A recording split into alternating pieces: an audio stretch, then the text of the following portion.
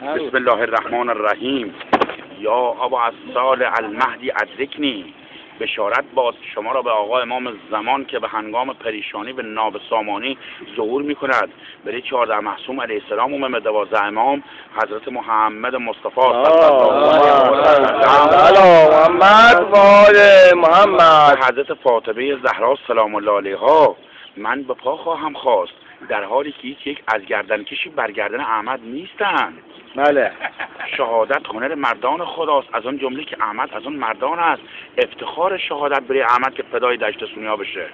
افتخار برای من که فدای میهنم بشم. ایران واقعا میهنی پر از ایران ویران کردن ولی آخر قیام ما میکنم. فعلا کردی خب همین ما قیام مال ما فرق ما بوتشکر ما شو میام بطور خود میکنم رو زمین تو غاره را گفتم خدا سواد ندارم. گفت اقرا بسم ربک الذی خلق بخوان. ای احمد تو میخوام بس بو احمد سواددار کنم. اگر خورشید را در دست راست احمد بذارید و ما را در دست چپ احمد بذارید، دست بردار امر خدا نیست. سرباز زینت کشور است، سرباز نور چشم احمد است.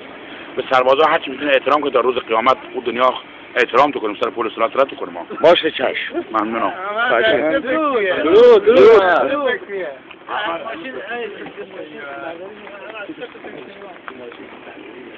میخوام